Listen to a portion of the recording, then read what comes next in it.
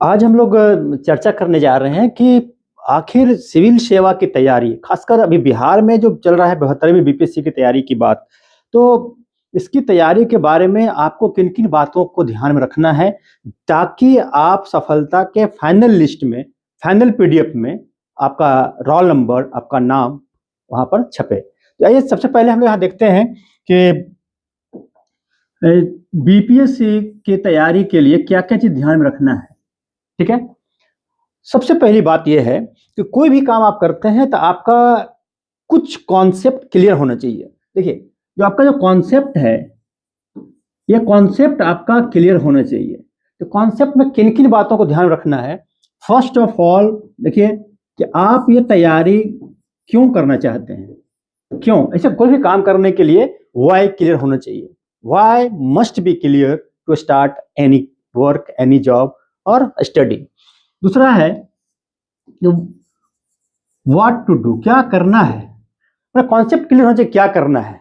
और तीसरा कैसे करना है, कैसे करना है। ठीक है, व्हाई, व्हाट एंड हाउ, ये तीन चीज काफी इंपॉर्टेंट है। बाकी आपको तैयारी कहाँ करनी है, घर पे करनी है, किसी कोचिंग में करनी है, किसी मार्गदर्शक के साथ आपको जुड़कर करना है, ये आपके ऊपर डिपेंड करता है कि आप आपका चॉइस है कि आपको किस तरह से ये करना है।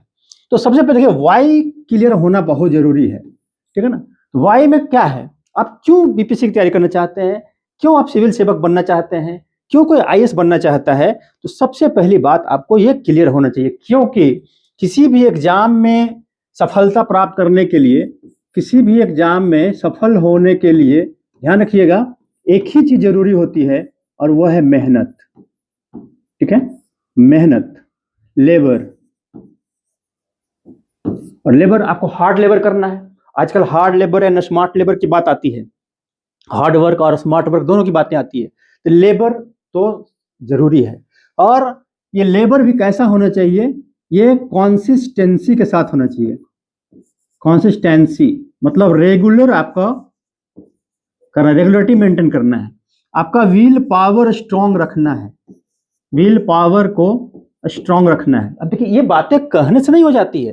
कंसिस्टेंसी केवल मेरे कह देने से आप कंसिस्टेंट हो जाएंगे या कोई भी व्यक्ति कंसिस्टेंट हो जाएगा, ऐसा नहीं है। रेगुलर मेहनत करने के लिए भी केवल कहने से रेगुलरिटी नहीं आ पाती है, या फिर विल पावर स्ट्रांग होने के लिए केवल कहने से विल पावर स्ट्रांग नहीं होता है। तो उसके लिए क्या है, आपका वाई का क्लियर होना जरूरी है, क्यों आप करना चाहते हैं ये क्लियर होना जरूरी है। देखिए यहाँ मैं जो समझ रहा हूं, मैं आपको बताना चाह रहा हूं why you want to be a civil servant, why you want to be successful in the list of BPSC. तो फर्स्ट ऑफ ऑल देखिए, क्योंकि आपको ये पता होना चाहिए या आपके दिमाग में बातें चलनी चाहिए कि आप, ठीक है, अगर अपनी बेहतरी चाहते हैं, अपने लाइफ में बेहतर जीवन जीना चाहते हैं और अपने स्टेटस को, सामाजिक प्रतिष्ठा को, कामकाज के दायरे को आप बड़ा बनाना चाहते हैं, तो आपके लिए, आपकी बेहतरी के लिए, है ना, ये बहुत ही बेहतर प्लेटफॉर्म प्रोवाइड करवाता है। चाहे वो एसडीएम का हो, डीएसपी का हो, अदर सर्विसेज हो, आपको एक बेहतर प्लेटफॉर्म प्रोवाइड करवाएगा। साथ साथ वाई में ये चीज भी है, जब आप सक्सेस होते हैं, आप आम लोगों के लिए, जो आम लोग हैं, पीपल हैं, उनके बेहतरी के लिए कार्य कर सकते हैं। आप सोसाइटी की बेहतरी के लिए काम कर सकते हैं, आप नेशन बिल्डिंग का काम कर सकते हैं, नेशन के लिए काम कर सकते हैं। ठीक है, ये सारी बातें हैं जो आपके वाई को, है ना, स्पष्ट करता है, क्लियर करता है कि why should be an civil servant. तो आपकी बेहतरी होगी, आपके थ्रू सरकार के संसाधनों के माध्यम से लोगों की बेहतरी होगी, सोसाइटी की बेहतरी होगी, नेशन की बेहतरी होगी। तो ये समझने की बात है कि क्या आप नहीं बनना चाहते हैं, है ना। तो ये क्यों क्लियर जब हो जाएगा ना, तब आता है कि व्हाट, क्या करना है। तो क्या करना है में यहाँ ध्यान रखना है। ठीक है, तो व्हाट टू डू, क्या करना है। ठीक है, तो क्या करना में यहाँ पर आएगा आपका जो एग्जाम का पैटर्न है, बीपीएससी का एग्जाम का पैटर्न। ये एग्जाम का पैटर्न में बेसिकली जो सिलेबस आते हैं वो चीज हमको करना है, वही तो करना है, वही तो माध्यम है। देखिए यहाँ पर देखिए एक चीज और हम बताना चाहेंगे, जैसे आपका जब सिलेक्शन होगा तो किसी न किसी डिपार्टमेंट में आपकी बहाली होगी। ठीक है, किसी न किसी डिपार्टमेंट में आपकी बहाली होगी, और ये डिपार्टमेंट क्या करता है इसी को, तो बीपीएससी वैकेंसी क्रिएट, वैकेंसी यहाँ से आती है, ठीक है। अब बीपीएससी नोटिफाई करता है आपको, कैंडिडेट यहाँ पर है और आप फॉर्म भरते हैं, ठीक है ना। अब फॉर्म भरने के बाद आप फिर से आप बीपीएससी को ही फॉर्म भरकर भेजते हैं, और बीपीएससी क्या करती है, एग्जामिनेशन कंडक्ट करवाती है, और फिर बीपीएससी रिकमेंड करके डिपार्टमेंट को भेज देती है, और आपका सिलेक्शन होता है और आप जाकर डिपार्टमेंट में ज्वाइन करते हैं। ये प्रोसेस है। मतलब डिपार्टमेंट को एक अच्छा ऑफिसर चाहिए, लेकिन एक्सपर्टीज वो नहीं है सिलेक्शन करने के लिए, एग्जामिनेशन लेने के लिए, तो वो बीपीएससी यूपीएससी जैसे संस्थाओं को वो वैकेंसी अपना प्रोवाइड करवाता है कि भाई इतने इतने ऑफिसर आप सिलेक्ट करके मुझे दे दीजिए। तो बीपीएससी या यूपीएससी जो संस्थाएं हैं वो वैकेंसी निकालती है, नोटिफिकेशन जारी करती है, और आप उस नोटिफिकेशन के जरिए फॉर्म भरकर आप एग्जामिनेशन में शामिल होते हैं, और फाइनल रिजल्ट के बाद बीपीएससी लिस्ट बनाकर डिपार्टमेंट को भेजती है। डिपार्टमेंट, ठीक है ना, आपके अपॉइंटमेंट को एक्सेप्ट करता है, आप काम करना प्रारंभ कर देते हैं, आप सरकार के अंग हो जाते हैं। तो जाहिर है कि इसके लिए बीपीएससी ने अपना एक सिलेबस बनाया, एग्जामिनेशन पैटर्न बनाया है, ठीक है। एग्जामिनेशन पैटर्न देखिए इसका है, ये 3 पार्ट में एग्जामिनेशन होता है। आप में से जो लोग नए होंगे इस बात को समझेंगे, जो लोग पहले से तैयारी कर रहे हैं वो जानते होंगे कि किस तरह से एग्जामिनेशन होता है, लेकिन जो नए लोग हैं उनके लिए जरूरी है। तो सबसे पहली बात है यहाँ पर प्रिलिमिनरी एग्जाम, प्री है ना, पीटी का एग्जामिनेशन, इसको हम लोग बोलते हैं प्रिलिमिनरी टेस्ट, पीटी। दूसरा है मेंस, मेंस एग्जाम्स, मुख्य परीक्षा, मतलब यह है प्रारंभिक परीक्षा, यह है मुख्य परीक्षा, और तीसरा है इंटरव्यू, इंटरव्यू साक्षात्कार। ये 3 पार्ट है। अब देखिए तीनों एग्जामिनेशन कंडक्ट तो होता है अलग अलग, है ना, परीक्षाएं तो अलग अलग टाइम में होती है, लेकिन किसी एक विद्यार्थी को फाइनल सिलेक्शन के लिए इन तीनों ही चरणों में एक साथ पास करना होता है, ठीक है, एक साथ पास करना होता है। ये जो प्रारंभिक परीक्षा है एक स्क्रीनिंग टेस्ट है, छटनी का टेस्ट है, क्योंकि नंबर ऑफ स्टूडेंट जब ज्यादा होते हैं तो ज्यादा स्टूडेंट में से सीरियस स्टूडेंट को ही मुख्य परीक्षा में शामिल किया जाता है। इसके लिए प्रारंभिक परीक्षा ली जाती है, और यह परीक्षा होती है ऑब्जेक्टिव, ऑब्जेक्टिव होती है, और इसमें नेगेटिव मार्किंग भी होता है, नेगेटिव मार्किंग भी होता है। ये देखिए ये पीटी का ये पैटर्न है। पीटी का परीक्षा जो है आपको 150 क्वेश्चंस होंगे, ईच क्वेश्चन कैरी 1 मार्क, प्रत्येक प्रश्न 1 नंबर के होते हैं। इस प्रकार यह 150 अंकों की परीक्षा होती है, 150 अंकों की परीक्षा होती है, ठीक है। तो ये इसको ध्यान में आप रखिएगा। तो अब यहाँ क्या होता है कि पीटी में आखिर पूछता क्या क्या है। प्रारंभिक परीक्षा में बेसिकली सामान्य अध्ययन का एक पेपर होता है, ठीक है। पीटी में जनरल स्टडी के एक पेपर होते हैं जिसमें पूछे जाएंगे history, geography, polity, economy, science, general science, ये जनरल साइंस होता है, सामान्य विज्ञान। कोई भी एक पढ़ा लिखा व्यक्ति से सामान्य विज्ञान की अपेक्षा की जाती है, और ये सिलेबस जो होता है बेसिकली 9-10th लेवल का होता है, बहुत भारी नहीं होता है, ठीक है ना, इसलिए परेशान होने की जरूरत नहीं है।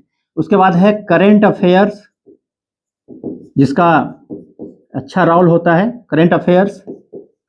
फिर बिहार से रिलेटेड इशू होते हैं, और 10 क्वेश्चन मैथ से होता है, उसमें कुछ रीजनिंग भी हो सकते हैं, मैथ और रीजनिंग। ये एग्जामिनेशन का पैटर्न है प्रारंभिक परीक्षा का। इसमें से भी हिस्ट्री का जो है सबसे ज्यादा रोल होता है। हिस्ट्री में लगभग 30 से 35 क्वेश्चन आते हैं, करेंट में भी लगभग 20 से 25 क्वेश्चन होता है, साइंस में 20 से 25 क्वेश्चन होते हैं, ज्योग्राफी में 15 से 20 क्वेश्चन होते हैं, और 10 से 15 क्वेश्चन 20 क्वेश्चन तक पॉलिटी और इकोनॉमी से भी अलग अलग होते हैं।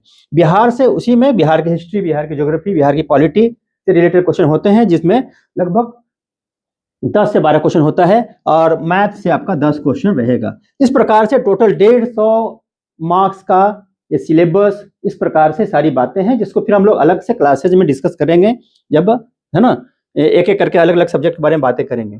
इसके बाद मुख्य परीक्षा देखिए आती है। पीटी में जो विद्यार्थी सफलता प्राप्त करता है, लिस्ट में जब उसका नाम आता है तो वह व्यक्ति फिर से मुख्य परीक्षा में शामिल होता है। यहाँ ध्यान रखिएगा, मुख्य परीक्षा में रिटेन प्लस इंटरव्यू दोनों मिला करके मेरिट लिस्ट होता है।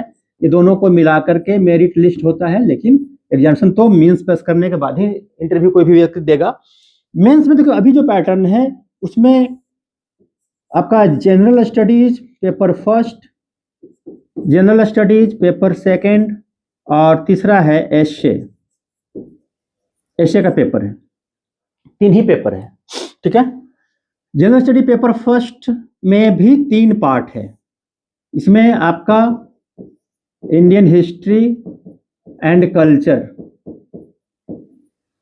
भारतीय इतिहास और संस्कृति, बहुत ही कन्फाइंड सिलेबस है, बहुत ही छोटा सिलेबस है, बहुत भारी नहीं है, परेशान होने की जरूरत नहीं है। दूसरा करंट अफेयर्स,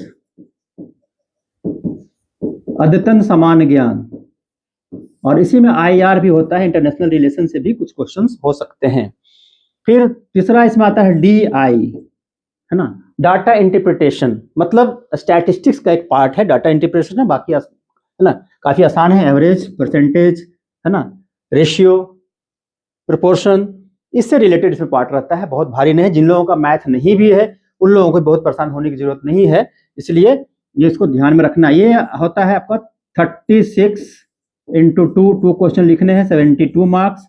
यहाँ है 38 इंटू 3 114 मार्क्स, और हिस्ट्री एंड कल्चर में भी 114 मार्क्स, 38 इंटू 3 क्वेश्चन, मतलब टोटल ये 300 मार्क्स का एग्जामिनेशन होता है GS फर्स्ट। GS सेकंड में भी इसी तरह से 3 पार्ट होते हैं। 3 पार्ट में पहला है इंडियन पॉलिटी, इसी तरह से 114 मार्क्स। दूसरा है इकोनॉमी एंड ज्योग्राफी, 114 मार्क्स। और तीसरा है साइंस एंड टेक्नोलॉजी, ये भी है 72 मार्क्स, मतलब टोटल 300 मार्क्स। अरे 600 नंबर का हो गया। फिर एसए में 3 पार्ट होते हैं, ये भी 300 मार्क्स, मतलब टोटल 900 मार्क्स का एग्जामिनेशन यहाँ पर होता है। और उसके बाद 900 मार्क्स के बाद आपका इंटरव्यू 120 मार्क्स के होते हैं। ये 900 मार्क्स प्लस 120 मार्क्स दोनों मिला करके, है ना, 1020 नंबर का टोटल आपको मेन एग्जामिनेशन होता है। तो ये एग्जामिनेशन का पैटर्न है, मतलब क्या करना है, आपको इसकी ही तैयारी करनी है। इसमें आपने देखा history, geography, polity, economy, science, current, Bihar और मैथमेटिक्स का पार्ट रहेगा, और इधर भी हिस्ट्री है, कल्चर है, करंट अफेयर्स है, थोड़ा सा मैथ का पार्ट DI है, इंडियन पॉलिटी है, economy, geography, science and tech. मतलब पीटी और मेंस दोनों में जो सब्जेक्ट हैं ओवरऑल एक जैसे दिखते हैं, ठीक है। अब एक जैसे दिखते हैं का मतलब क्या है? एक जैसे दिखने का मतलब तो ये नहीं है कि वो पूरा एक जैसा ही होगा, ठीक है ना, एक जैसा ही होगा, बल्कि यहां पर पैटर्न में अंतर आएगा, ठीक है, इसके पैटर्न में अंतर आएगा। अब क्या अंतर आएगा? पहले हमने बताया था कि पीटी का जो एग्जामिनेशन है वो ऑब्जेक्टिव है, स्क्रीनिंग टेस्ट है, इसलिए उसका पैटर्न अलग है, मल्टीपल चॉइस क्वेश्चन है ना। क्वेश्चन में 4 आंसर दिए जाएंगे, 4 में से कोई भी एक व्यक्ति एक आंसर आप मार सकते हो। वहां पर आपको ऐसा नहीं है कि किसी को आ रहा है तो लिख रहा है, नहीं आ रहा है तो नहीं लिख रहा है, ऐसा नहीं है। जैसे कोई एक क्वेश्चन है, उस क्वेश्चन में अगर A, B, C, है ना, D 4 ऑप्शन है, तो कोई भी विद्यार्थी अगर नहीं भी आता है तो किसी एक क्वेश्चन को वो कलर कर सकता है, रंग सकता है, ठीक है। लेकिन मेंस में ऐसा नहीं हो सकता, मेंस में इस तरह का नहीं हो सकता है, क्योंकि मेंस में क्वेश्चन जो आएंगे वो लिखेगा, आएगा तभी लिख पाएगा, ठीक है। तो पीटी का पैटर्न एग्जामिनेशन, जो पैटर्न की बात हम कर रहे हैं, तो पीटी का पैटर्न मेन के पैटर्न से एकदम, है ना, डिफरेंट है, दोनों में अंतर है। यहां पर आपको एक्सटेंसिव स्टडी करने की आवश्यकता है, यहां पर एक्सटेंसिव स्टडी करना है, ब्रॉड लेवल पर पढ़ना है, थोड़ा सा सिलेबस थोड़ा सा ब्रॉड मान लीजिए कि इसको है, ज्यादा पढ़ना है, हर क्षेत्र को टच करना है, ठीक है। उसके बाद हम इसको कह सकते हैं एक तरह से mile long but inch deep. लेकिन मेन एग्जामिनेशन जस्ट डिफरेंट है, ये एक्सटेंसिव है, तो यहाँ एक्सटेंसिव तो रहेगा ही रहेगा, साथ साथ थोड़ी गहराई तक आपको पढ़ना है। इंटेंसिव थोड़ा सा माने गहराई तक समझ विकसित करने की जरूरत है, ठीक है, इंटेंसिव। दूसरा, यहां पर आपको राइटिंग स्किल, लेखन शैली को डेवलप करना है, लेखन शैली को भी बेहतर करना है, और इसके लिए थॉट है ना, आपकी अपनी सोच, आपका अपना ओपिनियन, अपना विचार आपको यहाँ पर रखना, डेवलप करना है। और तीसरी बात है, आपको अप्रोच डेवलप करना होगा, एक approach, officer like quality, and officer का अप्रोच, प्रॉब्लम को सॉल्व करने वाला अप्रोच, प्रॉब्लम को समझने वाला, सॉल्व करने वाला, और नए नए आइडिया, नए नए विचार, नए नए आइडिया सोल्यूशन के लिए, प्रॉब्लम के सोल्यूशन के, चाहे गरीबी हो, बेरोजगारी हो, बाल श्रम हो, महिलाओं के उत्थान की बात हो, राज्य की गरीबी की बात हो, गरीबी दूर करना हो, है ना, किसी भी तरह की समस्या के प्रति आपकी थॉट और आपके अप्रोच को बेहतर करने की आवश्यकता है, ठीक है ना। तो इसके लिए आपको ये सारा चीज, इस तरह से पैटर्न की बात कर रहे थे। तीसरा हमने बताया था यहाँ पर कि हाउ, कैसे आप करेंगे, ठीक है। तो कैसे करने के लिए इसमें है कि हमें देखिए क्या क्या करना है, तो सिलेबस की बात थी, स्टडी आपने समझा है उसको कैसे करना है। अब आगे हम लोग यहाँ पर देख रहे हैं कि हाउ टू प्रिपेयर, कैसे प्रिपेयर करेंगे। तो सबसे पहली बात कि प्रिपेयर करने के लिए सबसे पहला आपका होता है मटेरियल, है ना, मटेरियल्स, सोर्सेज, ठीक है, ये ध्यान रखना है चीज को। इसके लिए हम लोग क्या करते हैं, बुक्स को सिलेक्ट करते हैं, है ना, बुक्स को सिलेक्ट करते हैं। ये ध्यान रखना है कि बुक्स या नोट्स, है ना, बुक्स या नोट्स को जमा करने का एक जो आदत होता है स्टूडेंट्स में कि अधिक से अधिक नोट्स, इस कोचिंग का, उस कोचिंग का, या उस भैया का, उस दीदी का नोट्स को इकट्ठा कर लिया और पढ़ना नहीं है सबको। तो सबसे पहली बात है, आपको ऑथेंटिक मटेरियल्स को ही अवेलेबल करवाना है, लेना है, ऑथेंटिक मटेरियल्स ही लेना है, प्रिस्क्राइब्ड बुक्स को पढ़ना है, प्रिस्क्राइब्ड बुक्स, नहीं कि मार्केट में जा गए और कोई भी किताब उठाया और घर में लाए, कचरा का ढेर लगा दिए और सारे किताब ऐसे रखे हुए हैं, पढ़ कुछ ले रहे हैं, बस रील देख रहे हैं, टीवी देख रहे हैं, है ना, मोबाइल में वीडियो देख रहे हैं। जबकि आपको ऑथेंटिक मटेरियल, प्रिस्क्राइब्ड बुक्स, ये दो ही चीज पर ध्यान रखना है। और इसके लिए आपको बेसिक चीज पढ़ना है, बेसिक चीज पढ़ना है, और इसको day to day current affair से अपडेट करना है। ये दो ही पार्ट है, बेसिक स्ट्रांग होना चाहिए, बेसिक जो है वो स्ट्रांग होना चाहिए, चाहे हिस्ट्री हो, ज्योग्राफी हो, पॉलिटी हो, इकोनॉमी हो, साइंस हो, उसके बेस को स्ट्रांग करिए। और करंट अफेयर से जो आप मैगजीन लेंगे, उससे आपको पेपर से, अखबार से, फिर जो टीचर से जो गाइड आप लेते हैं उनसे अपडेट करना है मटेरियल को, आपकी तैयारी पूरी हो जाएगी। नोट्स, बहुत लोग कहते हैं कि नोट्स आप केवल खरीद लीजिए, कहीं से ले लीजिए, किसी का पढ़ा हुआ नोट्स ले लीजिए। मेरा यह मानना है, तो हम डिफर करते हैं इससे, नोट्स आप लीजिए, जरूर लीजिए, दूसरे का नोट्स भी लीजिए, किसी का नोट्स को पढ़िए, नो प्रॉब्लम, लेकिन आपका अपना बनाया हुआ एक नोट्स जरूर होना चाहिए, चाहे वो संक्षिप्त रूप में हो, है ना, चाहे वो संक्षिप्त ही हो, कोई घबराने की बात नहीं है, लेकिन आपका होना चाहिए। एक छोटा सा आपको ये बताना चाहते हैं कि नोट्स आपका अपना बनाया हुआ रहने से क्या होता है, आप ग्रिप रहेगा उस पर, कॉन्फिडेंस रहेगा। जब आपका परीक्षा नजदीक आएगा, आप उस नोट्स को जब रिवीजन करेंगे ना, बहुत ही बेहतर तरीके से आपका रिवीजन होगा। और ये बहुत जरूरी है, इफेक्टिव रिवीजन, है ना, नेसेसरी टू गेट सक्सेस। प्रभावी रिवीजन सफलता के लिए आवश्यक है, तो नोट्स आपको अपना बनाना चाहिए, ठीक है। थोड़ा सा टाइम लगता है, लेकिन अभी से करेंगे तो आप आराम से कर सकते हैं। तो बेसिक प्लस अपडेशन, ये दो चीज बहुत जरूरी है। बेसिक के लिए आप चाहे तो एनसीईआरटी की बुक सभी लोग पढ़ते हैं, उसको आपको पढ़ना है पहले, तब आपको एनसीईआरटी की समझ, जैसे कि हिस्ट्री में आप पढ़ रहे हैं एनसीईआरटी, है ना, आप 9, 10, 11, 12 पढ़ सकते हैं, उतना ज्यादा नहीं भी कर सकते हैं तो आप 11, 12 की भी एनसीईआरटी पढ़ेंगे, ancient India, medieval India, modern India, तो आपका बेस ओवरऑल बेहतर हो जाएगा। उसके बाद आप स्पेक्ट्रम की बुक्स पढ़िए, उसको भी पढ़ सकते हैं, उससे आपका बहुत सारा चीज क्लियर हो जाएगा। पॉलिटी में लोग पढ़ते हैं तो वहां भी एनसीईआरटी पढ़िए, लक्ष्मीकांत पढ़िए, फिर उसके बाद, लेकिन पहले बेस जरूर बनाइए, इकोनॉमी में भी आप 10th का 11th का एनसीईआरटी पढ़ने के बाद फिर आपको जो पढ़ना है आप पढ़ सकते हैं। चाहे आप शंकर गणेश की किताब पढ़िए, ठीक है ना, आप एस.के. लाल की किताब पढ़िए, कोई भी किताब आप पढ़ सकते हैं उसके बाद, ठीक है। तो ये बुक्स के साथ साथ नोट्स आपको बनाने हमने बताया। एक रेगुलर मैगजीन, मंथली मैगजीन आपको, ठीक है ना, मंथली मैगजीन आपको लेना है, प्लस एक न्यूज पेपर आप डेली पढ़िए, इसकी आदत डालिए। न्यूज पेपर पढ़ने का आदत 1 घंटा 2 घंटा पढ़िए, एडिटोरियल इसमें से पढ़िए, इसमें से कुछ सिलेक्ट कीजिए, अपडेशन के लिहाज से पार्ट्स आएंगे, इसमें से करंट अफेयर्स को आप नोट कीजिए, है ना, या कटिंग करके रखिए, फाइल सिस्टम बनाइए, जैसे साइंस का अलग आप कटिंग करके रख सकते हैं, पॉलिटी को न्यूज आता है अलग रख सकते हैं, पार्लियामेंट का कोई, है ना, सूचना आ जाए, घटना आ जाए, हाईकोर्ट का, सुप्रीम कोर्ट का डिसीजन अगर आता है तो उसको आप कटिंग करके एक जगह कलेक्ट करके आप रखिए। निर्वाचन संबंधी कोई इशू हो उसको आप यहाँ पर कटिंग करके रख सकते हैं, ठीक है। उसके बाद जब आप पढ़ाई करते हैं तो पढ़ाई करने के बाद नोट्स आप बनाएंगे, अब बार बार प्रैक्टिस करना है, ठीक है, प्रैक्टिस करना है, मतलब लेखन अभ्यास, लेखन अभ्यास, और फिर इसका इवैल्यूएशन भी जरूरी होता है, साथ साथ इवैल्यूएशन करवाना।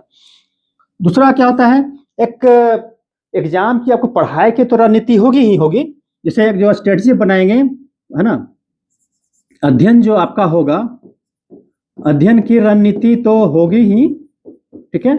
मेरा यह मानना है इसके साथ साथ जब तैयारी आपकी हो जाएगी, एग्जामिनेशन में जाएंगे पीटी या मेंस, तो आपको सबसे इंपॉर्टेंट है परीक्षा भवन की रणनीति, ये बहुत जरूरी है।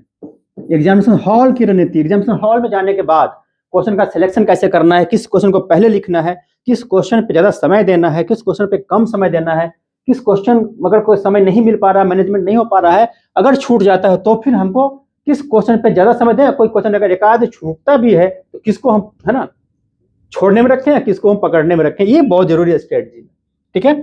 तो इसके लिए समय प्रबंधन, इस पर हम लोग अलग से भी बातें करेंगे। टाइम मैनेजमेंट, ये बहुत इंपॉर्टेंट है। टाइम मैनेजमेंट का 2 पार्ट होगा, इस तरह से जैसे आपका अध्ययन के लिए है अध्ययन की रणनीति, और दूसरा है परीक्षा भवन में टाइम मैनेजमेंट कैसे करें। मतलब अभी जो आपका 24 आवर्स है, ठीक है, उसमें टाइम मैनेजमेंट कैसे करें, और एग्जामिनेशन में जो पीटी में 2 घंटे होते हैं, ठीक है, उसमें मेंस में 3 घंटे होते हैं, उसमें टाइम मैनेजमेंट कैसे करें, टाइम मैनेजमेंट किस तरह से करके रखें, ये बहुत ही जरूरी है, ठीक है। और दूसरा क्या होता है, डिस्ट्रैक्शन बहुत होता है स्टडी के दौरान, नींद आना, है ना, माइंड स्थिर नहीं रह पाना, या आधा घंटा पढ़ने के बाद ही माइंड लगता है कि अब नहीं पढ़ते हैं, बाद में पढ़ेंगे, है ना, इस तरह से डिस्ट्रैक्शन, तो उबना भी होता है। इसके लिए आपको डिस्ट्रैक्शन से बचने के लिए भी आपको, जैसे बहुत ज्यादा स्ट्रेस इससे होता है, स्ट्रेस से बचना होगा और स्ट्रेस मैनेजमेंट पर ध्यान देना होगा, ठीक है। ये बीच बीच में इस पर बातें होती रहेंगी, ठीक है। और डिस्ट्रैक्शन से बचकर आपको टाइम मैनेजमेंट के साथ जब करेंगे तो आपको कहीं कोई दिक्कत फिर नहीं होगी। हाँ, तब है कि रेगुलर अभ्यास तो जरूरी है, रेगुलरिटी जरूरी है, कंसिस्टेंसी जरूरी है, सही दिशा में मेहनत करने की जरूरी है, सही गाइडेंस की आवश्यकता होती है, ईमानदार प्रयास की आवश्यकता होती है। और जब ईमानदार प्रयास से कोई भी व्यक्ति सही दिशा में काम करता है तो सफलता मिलती ही मिलती है, there is no doubt. Thank you.